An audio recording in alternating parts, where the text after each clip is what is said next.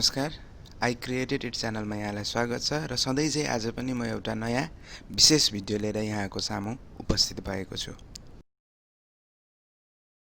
यहाँहरूलाई विन्डोज 7मा 8मा अनि 8.1मा हामी कसरी माइक्रोसफ्ट अफिसको लेटेस्ट भर्सन इन्स्टल गर्न सक्छौँ भन्ने कुरा सेयर गर्न गइरहेको छु। र सबैभन्दा सुरुमा माइक्रोसफ्ट अफिस 2019 अपडेट गर्नको लागि अथवा इन्स्टल गर्नको लागि हामीलाई सबैभन्दा सुरुमा चाहिँ माइक्रोसफ्ट अफिस 2019 को लेटेस्ट प्याक चाहियो है, लेटेस्ट सफ्टवेयर भर्सन चाहियो, जुन चाहिँ डाउनलोड गर्ने म वेबसाइटको लिङ्क तलपट्टि डिस्क्रिप्सनमा पनि दिन्छु। र त्यस पछाडि त्यो फाइललाई त्यो फाइल एकदम कम्प्रेस फाइल हुन्छ, त्यो फाइललाई एक्सट्र्याक्ट गर्नको लागि हामीलाई विनजिप अथवा RAR भन्ने फाइल चाहियो है, सफ्टवेयर चाहियो।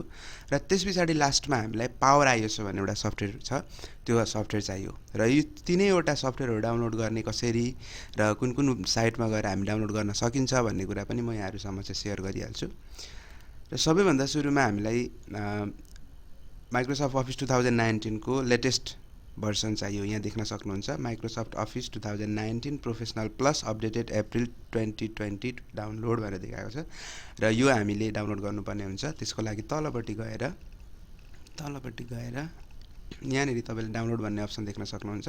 र डाउनलोडमा क्लिक गरिसके पछाडि तपाईँ कुन बिटको लागि, जेनरली हामीसँग दुईवटा बिट हुन्छन्, 64 र 32 हुन्छ। यो दुईवटा बिटमा तपाईँको कम्प्युटर कुनको छ त्यो अनुसारको तपाईँले डाउनलोड गर्नुपर्ने हुन्छ।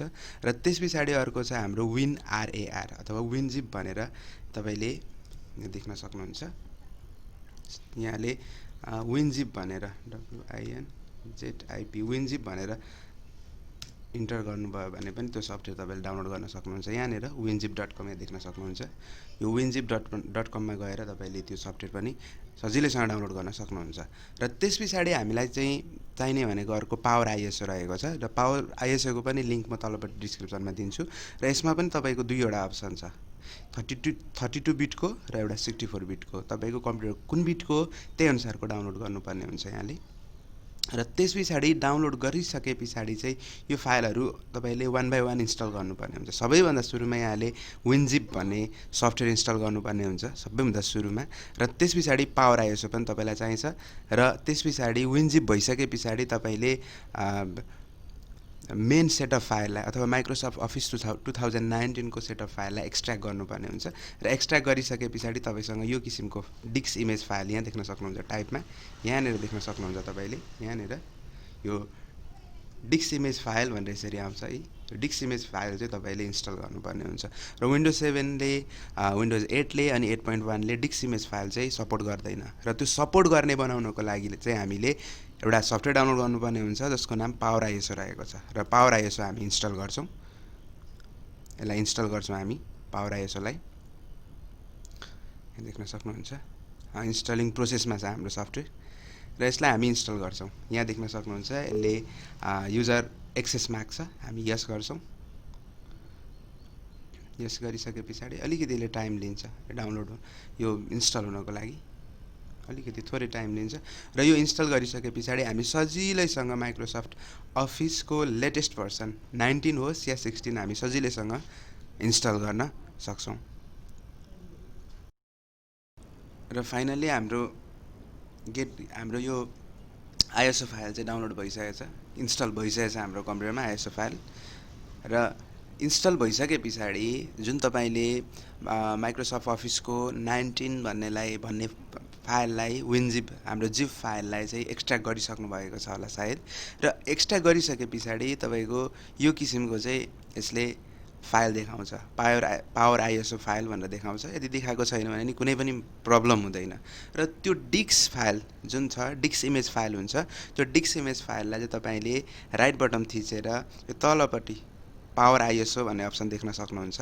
यहाँ देखिरहेको छ, हेर्नु होला, यो पावर आइएसओ भनेको ठाउँ छ यहाँ, पावर आइएसओ। र पावर आइएसओमा लगेर हाम्रो माउस चाहिँ राखिसके पछाडि तपाईँको यसले चाहिँ यसका अप्सनहरू देखाउँछ। यहाँ देखाएको छ ओपन विथ पावर आइएसओ, बन गर्दा त सिडीमा जान्छ, एक्सट्र्याक्ट हेयर र extract to get into PC.com भन्ने छ। हामी चाहिँ एक्सट्र्याक्ट टुमा क्लिक गर्छौँ। र एक्सट्र्याक्ट टुमा क्लिक गरे बित्तिकै जुन डिक्स इमेज फाइल थियो त्यो डिक्स इमेज फाइललाई यसले नर्मल फाइलमा कन्भर्ट गर्छ।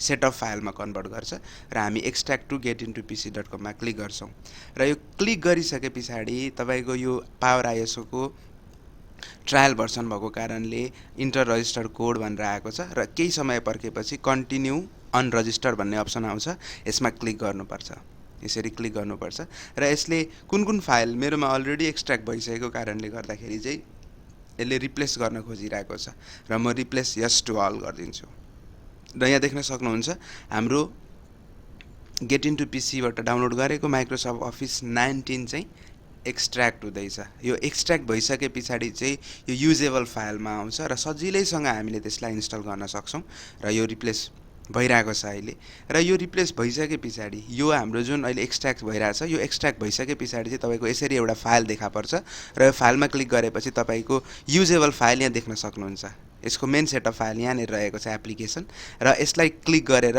यहाँले अथवा यो भनौँ यो पावर आइएसओबाट यो एक्सट्र्याक्ट भइसके पछाडि तपाईँले यसलाई यो अप्सनमा गएर यो सेटअपमा गएर क्लिक गर्नुभयो भनेदेखि सजिलैसँग तपाईँको विन्डोज 7 अथवा विन्डोज 8 अथवा 8.1 मा सजिलैसँग तपाईँको अफिसको लेटेस्ट भर्सन चाहिँ इन्स्टल हुन्छ हस् त धन्यवाद यहाँलाई मेरो भिडियो कस्तो लागिरहेको छ कृपया लाइक शेयर कमेन्ट र सब्स्क्राइब गर्न भने नभुल्नुहोला हस् धन्यवाद